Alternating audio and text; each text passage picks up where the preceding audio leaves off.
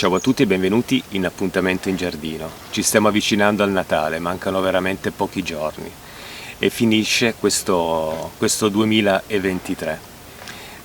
Poi con il Capodanno che ci porterà poi nell'anno nuovo, in cui ci saranno altri video di Appuntamento in Giardino. Io ho acquistato questa pianta, è un elleboro o elleboro, io non so bene come si pronuncia, io ho sempre dei problemi con i nomi delle piante, devo cercare di informarmi un po'. Comunque, che si chiami elleboro o elleboro, questa è una pianta meravigliosa, chiamata anche la rosa di Natale.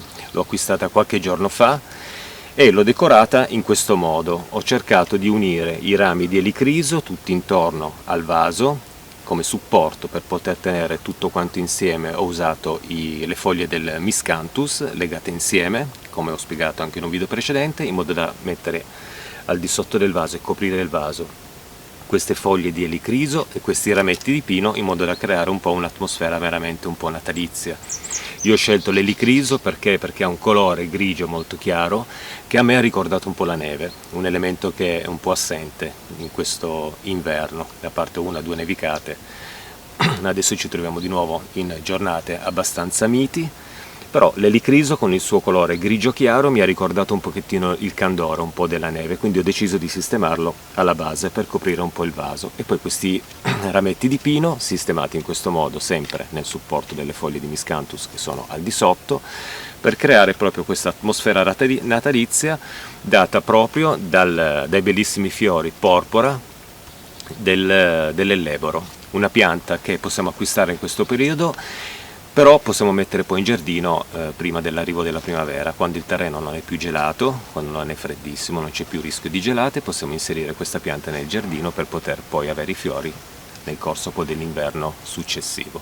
Ricordiamoci che questa è una pianta che ha un apparato radicale molto delicato, è una pianta che non vuole essere disturbata, quindi per adesso la possiamo coltivare nel nostro balcone o nel nostro giardino, sempre tenendola nel vaso, e poi faremo questa operazione di inserimento nella terra prima dell'arrivo della primavera e lo vediamo insieme in un prossimo appuntamento in giardino. Ci stiamo avvicinando al Natale. Il Natale è una festa molto importante, non è solo una festa di regali o di panettoni o di dolcetti o di cena tutte insieme. Il Natale è una festa molto importante perché ha una funzione molto particolare, che è quella di riunire la famiglia.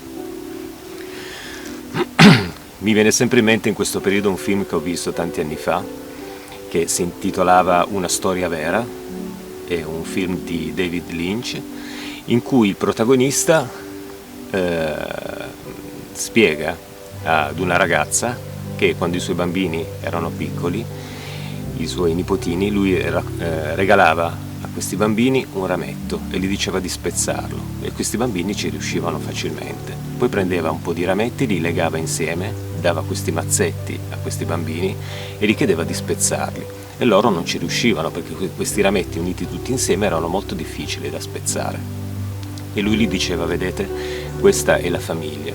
E in effetti la famiglia è proprio questo: quando c'è unione e c'è armonia è difficile spezzare quel mazzetto di rametti, e quindi la famiglia nessuno la può spezzare se gli elementi che la compongono sono uniti insieme e si vogliono bene. E il Natale, almeno per me, rappresenta proprio questo, un momento in cui ci si ritrova un po' tutti, proprio per mantenere vivo questo rapporto di unione che è molto importante nella famiglia, tanti o pochi che siamo, l'importante è rimanere insieme.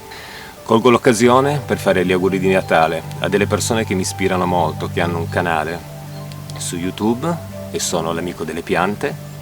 Sono Yuri del canale La Rivoluzione nell'Orto, sono Andrea Amici del canale Il Pigliamosche, e poi Daniela Bagnis, che col suo canale è sempre una grande fonte di ispirazione per me, per quello che riguarda le decorazioni del giardino e anche per delle coltivazioni. Quindi un grandissimo augurio di buon Natale a voi.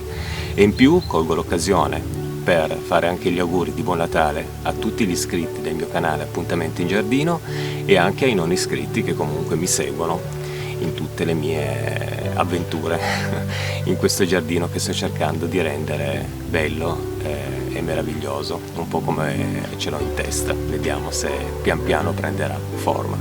Quindi colgo l'occasione per darvi i miei auguri di buon Natale e ci vediamo il prossimo anno in un nuovo appuntamento in giardino. Ciao a tutti e parola molto importante, grazie.